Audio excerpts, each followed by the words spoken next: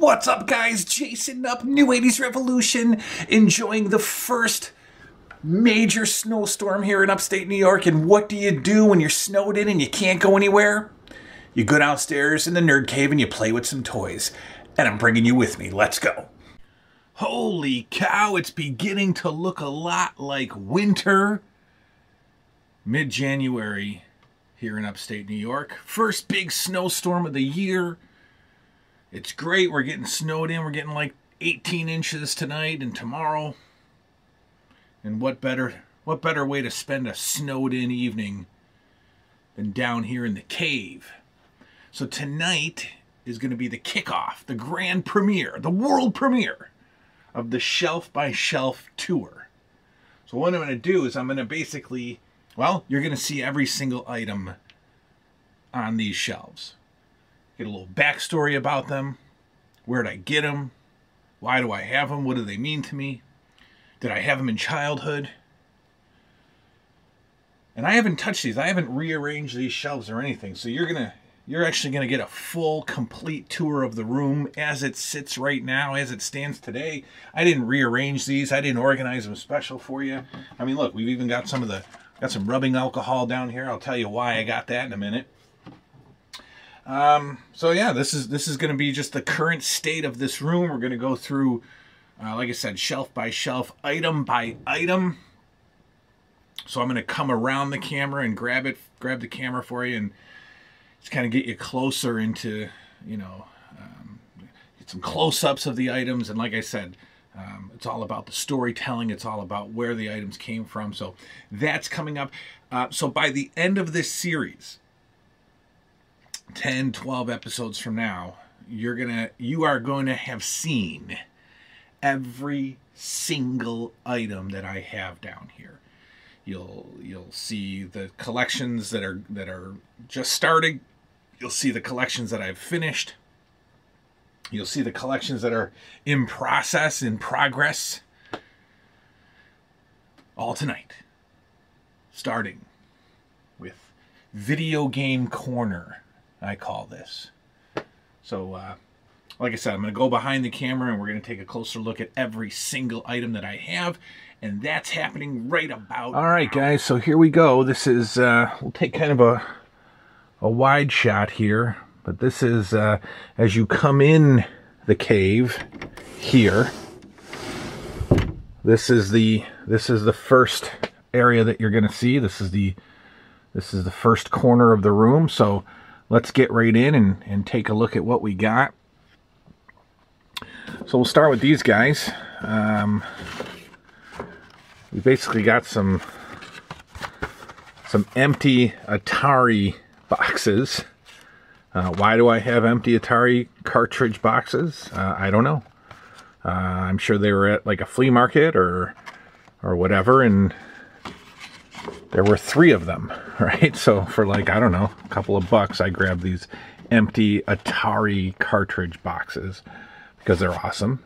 And the artwork and all that fun nostalgia. Behind that, we've got the, we'll move these. We've got the Pac-Man TV Tray. I'm a big fan of TV trays. I think they truly capture a decade.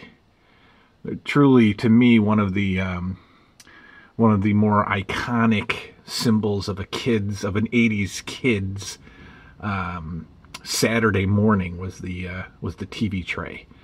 And so I have a fondness for them, and I have a few. Actually, I've got about 10 TV trays. I have 2 Pac-Man ones. I'll show you the other one in a minute, but there's one of them, TV tray. Many Saturday mornings that I sit on the living room floor, probably in front of something that looked like this, watching cartoons and eating some cereal off my TV tray. We got that thermos. That's a Super Mario Brothers thermos and a Super Mario Brothers lunchbox. That's kind of special to me because my kid bought it for me for Christmas. And by that I meant he picked it out. There was, you know, there was a sale, and my wife took him to the sale, and she said, you know, pick whatever you want, and he picked that and wrapped it up for me. And so that was his Christmas present to me a couple of years ago. This pretty awesome Super Mario Brothers lunchbox. All right, so next item up here on the shelf. This was a gift from a pretty awesome fan. A fitted Super Mario mushroom hat. Very nice. All right, so moving along here, we've got the random placement of the Michael Jackson, I believe that's the Grammy outfit, I think. But anyway, there was probably 3 of these made, or 3 different outfits. I think there was a leather jacket outfit, and then there was just like a black outfit, and then this sparkly Grammy style shirt that he wore. I love these things, and these are actually made by LJN, these Michael Jackson dolls. And I forget where I grabbed this. I think I grabbed him at a flea market for 10 bucks. And the only thing it doesn't have, as far as I can tell, is the microphone. It's got the socks and the shoes, which you never, you know, you never see the shoes. The shoes always fall off. They're just plastic or rubber, and they don't really stay on too well. But that was only 10 bucks, so that's, you know, that's a great price for that. I just need the microphone. All right, this, my boxed Atari. See if I can move it around here without dropping everything, but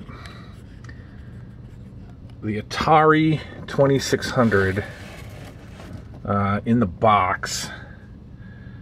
Right now, that Atari is right there, because I started feeling a little nostalgic for Atari, and so I busted it out and hooked it up the other day. Great box, wonderful memories with that. Of course, came with free Pac-Man plus Combat. So basically you got 2 games free. Those Pac-Man games they were basically giving away because everybody says how horrible those Pac-Man games are. But I mean, it's Atari, you know, who cares? It's a, you know, it was good enough. It's Atari, you know. People thought that, well, people, of course, let me put this back up here and talk. I can't do it at the same time. You know, everybody blames that Pac-Man or Atari for the video game crash. As a kid, I loved it. I loved Pac-Man. It was like my favorite game on the Atari, and that's the game that I started playing when I pulled that out. So, right now the Atari Junior is in here, and like I said, the Atari that was in there is now down there because I was playing it the other day. Next to that is the Nintendo Action Set box. That is an empty box. There is no Nintendo in there.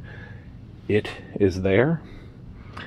At one point in the collection, I started grabbing as many Nintendo. I wanted to get like every version of the Nintendo box. You know, there was the plain control deck without a game. There was the challenge set. You'll see in a minute. One of them came with Super Mario 3. There's the Power Pad version. There's like the original with Rob, the robot. I wanted to get as many boxes as I could. I've stopped recently, or not recently, but I'm not really going after them anymore. I get in these little collecting moods where I go after something and you know, and buy as, you know, get them all, get as much as I can. But now I've kind of stopped going after the boxes. Doesn't mean I don't want any more. I kind of don't have any room for them, as you'll see, but you know, there was a period when I was grabbing all these boxes. And you know, these empty Nintendo boxes, I will pay $40, $50, $60 for an empty Nintendo box. In fact, I've seen the empty, you know, the original Nintendo with Rob the Robot box. That was the first Nintendo released. I've seen that empty box go for $100. So that's pretty awesome. And of course you could stare all day at the artwork or at the pictures on these Nintendo boxes. Same with the Atari.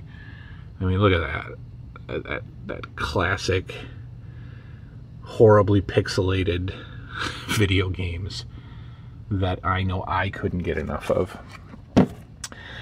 Title Match Pro Wrestling. This, well, there's, I remember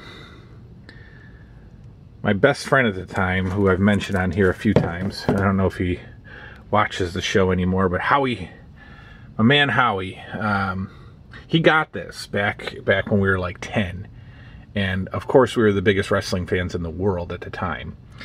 And so if an Atari, you know, if we're getting a wrestling game for the Atari, it's like, you know, one of the greatest moments of our lives. So I definitely rushed over there, I think the day that he got it, and we sat down to play some Atari Title Match Pro Wrestling, and I'm sure we were pleased at the time. Of course, why wouldn't we be? But this is, I mean, just like pretty much every Atari game, this is pretty horrible. I mean, of course it is, but doesn't matter. This was actually a sealed copy. You can see the wrap still on there. You can see the price tag. That's not going to come in. There we go. That's from an old store called Zeller's. And as you can see, the price is $32.16, which is kind of an odd price point. But that was once a sealed copy. I slit the bottom and pulled out the game and the instructions and put them in their own little storage area. But I did it in a way that pretty much kept the box sealed. So that's pretty special. Just for the history and the meaning behind that game. As we come down, we've got the, I'll move this. This is part of the horror collection. We'll put that down here. So this is, you know, I started collecting Nintendo games about, I don't know, 6-7 years ago. And I would get a bunch for Christmas. I would get a bunch for my birthday. I needed, obviously, a ton of commons, so I would go to some, you know, used game stores, and I would go to flea markets, and I'd get games real cheap. And I'm up to, I've lost count, and I've lost my list. Not the list of games that I need, but the count. I had a list that had an actual count on it, and that's gone. But I'm pretty sure it's around 400 and maybe 440 Nintendo games right now. Haven't picked up any recently. Not really on the hunt for them. If I see them and I happen to have the list of games that I need, then I'll go through and grab what I can. But I'm not actively collecting for the NES right now. But we got 440 or so games in here. One of my favorite, if not my favorite video game of all time. Definitely started with the arcade game, Double Dragon. And then when Double Dragon came to the NES, you were extremely excited and then extremely disappointed when you found out that it wasn't a two-player game. So this is just an empty box. We've got one of these old school sort of handheld Pac-Man games from Tomy. You know, this one takes batteries. I'm not sure if it works at all. But you got your handheld Pac-Man. For some reason, there's a random Weird Al figure here. I think this was NECA or Mezco. Got him at Toys R Us maybe 2 years ago or so. No place else to put him, so Weird Al stands there. Huge part of my childhood. Weird Al Yankovic and all of his awesome music that he put out. for some. It came with 2 heads. This is the more modern Weird Al head. I chose to keep the more 80s style head. All right, down the next shelf, we've got another one of these Pac-Man. These are the mini arcades. These were, man, these are still on my must-have list. There's like 5 or 6 of these out there. And I have always wanted these. And you always see them for sale, you know, close to $100. And in the box, you see them close to $200. Well, I was able to grab this guy at a toy show for I think about $45, and I'll pay that all day. I have no idea if this works.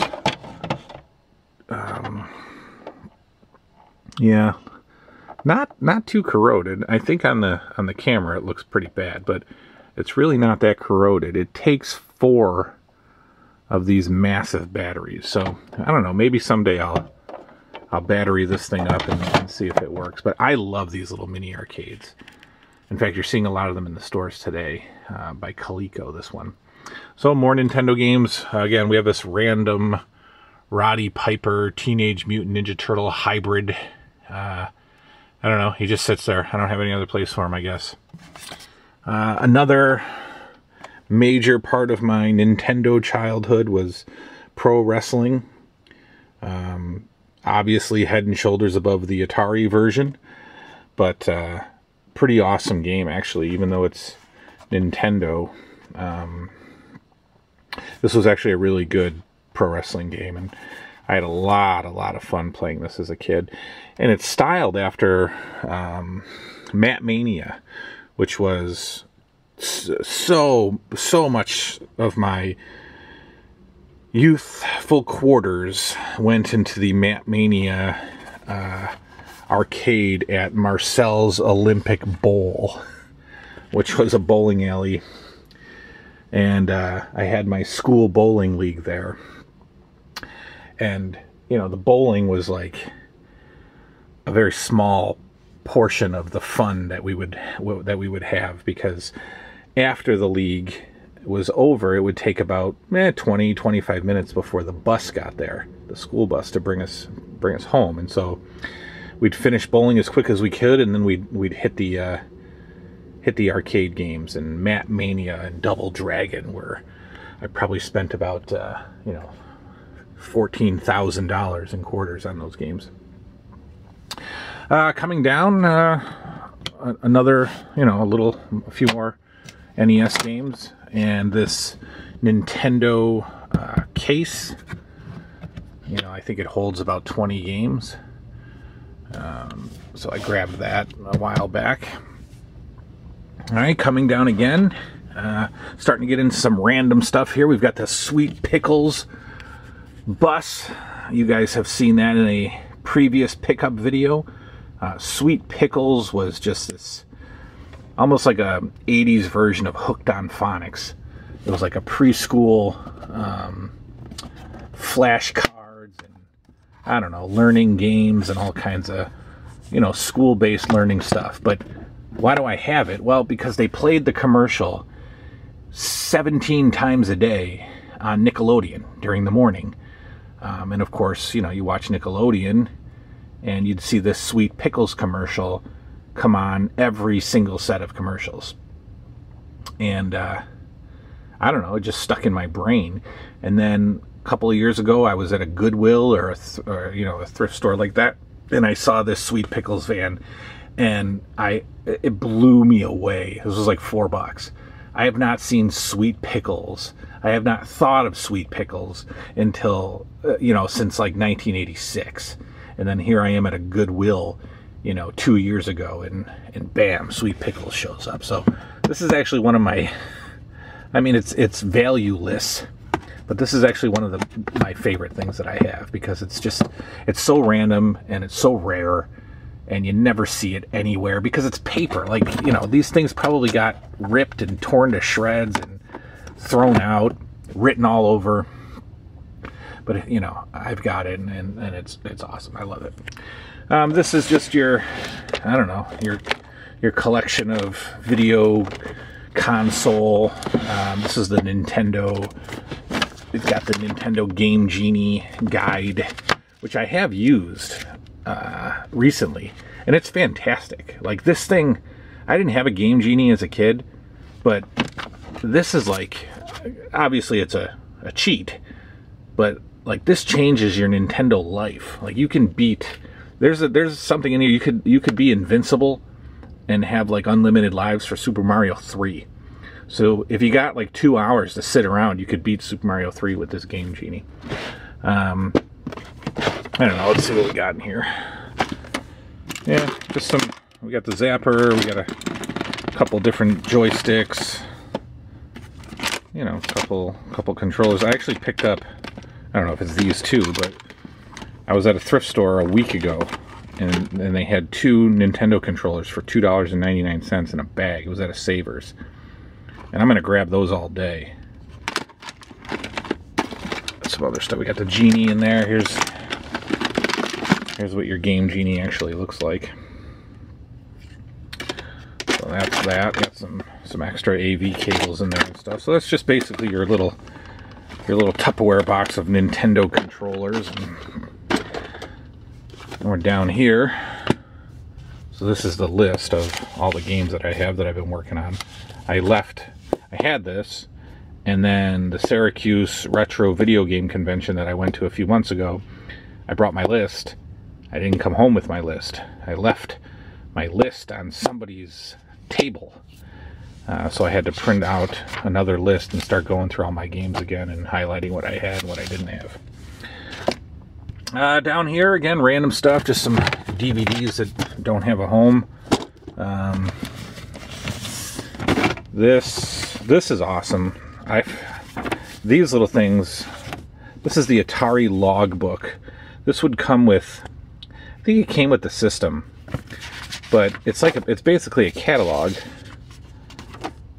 And also like this high score log book.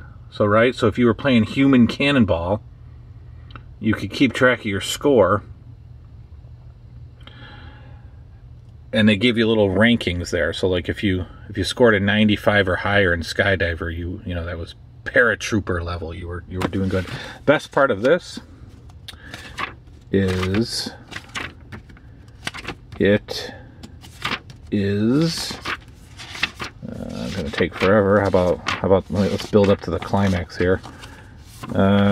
It's written in. All right, so whoever had this, check that out. Whoever had this back in 1983 wrote in it and kept their high score for Pac-Man. You can't really see it all that well. Isn't that awesome? So whoever had this in 1982, in fact, May 7th, 1982, this person scored 3,157 points in Pac-Man. That blows my mind. An Atari Logbook that somebody wrote in 1982, I have now. In fact, DJ Murphy, 479 Ontario Drive, Ontario, New York. So, DJ Murphy, if you are watching this, I have your logbook.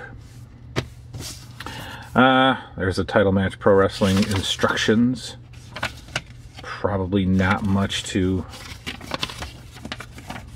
learn about the game. It would teach you how to do a few moves. The Donkey Kong Intellivision instructions. I don't have an Intellivision, but apparently I have the Donkey Kong Nintendo or Donkey Kong Intellivision instructions. These are not my mud boots. This is my random box of Atari games. These really can't be displayed in this room. I have no space for that, and so I just tossed them all in a shoebox. This is a little more of the same. This is your giant box of Atari games, pretty much stacked to the top with Atari games. Here's your boxed Nintendo Power Pad. All right, so this would come on its own, obviously. And it also came in a, with the Nintendo. It also came packaged with the Nintendo in kind of a gift set. The Nintendo Power Pad with Nintendo. But this one, I think, maybe is even a little bit more, I don't know, maybe a little bit more rare, is the Power Pad on its own. And it is in there. The Power Pad is shoved in there. All right. Moving along, we've got the second part of the shelf. So these are two shelves that are just kind of butted up against each other in the corner. A couple more Atari boxes, empty Atari boxes. Video Olympics, Air Sea Battle. Must have got those in that lot of Atari boxes. This is an NES Advantage box.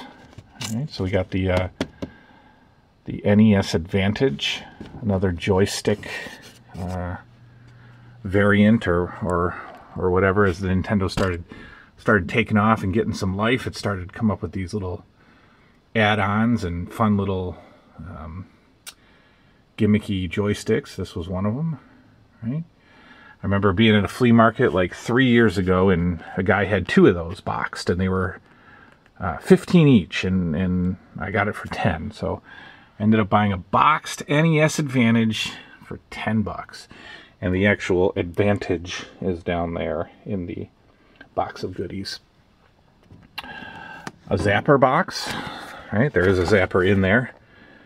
This to me is kind of a strange concept because the zapper always came with the system. So I don't really remember them selling the zapper on its own. Obviously they did. I guess I just never paid attention to it because, you know, the zapper always came with the Nintendo. But we got that pretty cool box there. That's the other Pac-Man TV tray, and this is the one I had when I was a kid. This one over here is pretty cool, but this is the one I had as a kid, and I don't know, I love this one. This is actually my favorite TV tray that I have, because it's got the actual arcade screen, you know, right there on the tray. So that was pretty awesome. I love this TV tray. Like I said, this is my favorite TV tray that I have. It's a Pac-Man TV tray. A couple more control decks. Behind it over here, let's see without, I can't really move it. This is the challenge set box. And as you can see, it comes with Mario 3. So this must have been a little bit later in the life of the Nintendo. In fact, when they started putting this red bar across the boxes of the games and the consoles, that was a little bit later in the life of the Nintendo. That's an empty box. Same, a little bit later. Here's that red line across. That's just your control deck box. That's your variant, you know, your control deck only. No games, no zapper, control deck, and two cartridges, or two controllers. Basically the same thing. You got your control deck, and then you got your challenge set. One came with just the controllers, one came with the controllers in Super Mario 3. And I love when my stuff has price tags on it. So this is from Electronics Boutique, and it was $77.99. And I can't really tell you the date on that, but pretty cool. So I have, as you can see, 3 Nintendo boxes. The control deck, the challenge set, and the action set. Definitely looking for more, just not actively hunting. If I see them, if I come across one and I need it, then I'll grab it. I just like them. I don't have any more room for them, but I really I love the look of the boxes. So there's the top of that shelf. The package, the carded accessories, the carded consoles. And we will continue with the next shelf right now. Alright, so we continue on. Just more NES games, more of the 430, 440, I don't know. We've got some Funko Pops. We've got the we've got Pac-Man and Mrs. Pac-Man. We've got one of the Q-Berts there. And we've got one of the Ghosts. These are pretty, this was pretty, I liked these when they came out. These were some of the earlier Pops that I bought when they released the Pac-Man and the Q-Bert. They had a Frogger, I think. They had a couple of the villains from Q-Bert. And I'm pretty sure they had all 4 Ghosts. And then Pac-Man and Ms. Pac-Man. Then we get these little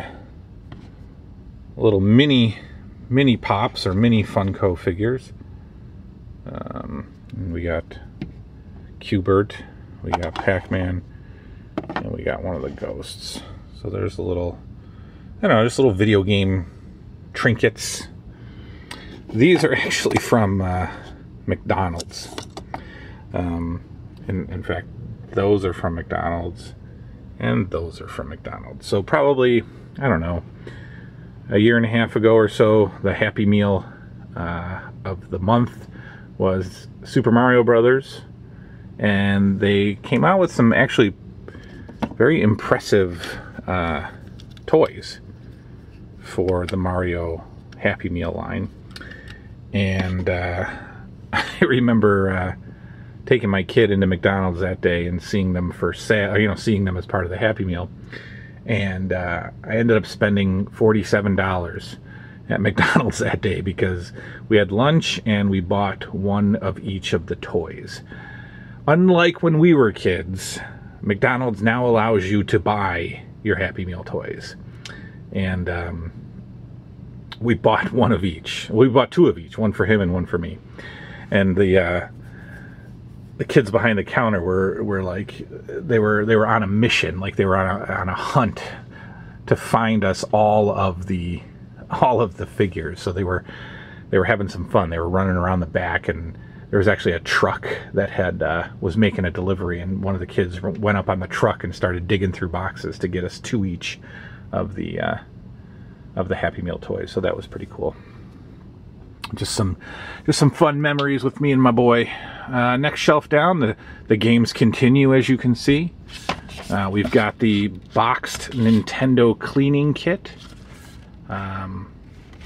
Apparently blowing in your games or blowing in your system is not the only way to clean your Nintendo. It is the best way, but I guess it's not the only way. So instead of blowing in your cartridges, you could pay, I don't know, probably 10 bucks at the time and get yourself a NES cleaning kit. And it comes in a video game style box, so it actually looks like a cartridge. It's the size of a cartridge. So I was able to grab this somewhere. I don't remember where, but I got a boxed NES cleaning kit. These are what those little mini figures came in. Those little mini Funkos right there. They came in these arcade style boxes. I remember Toys R Us had these, and I just thought the boxes were awesome. They look like mini arcades, so I kept a couple of those. Rubbing alcohol. You know, if you're a Nintendo fan, you got to keep rubbing alcohol near your games so that you can clean them.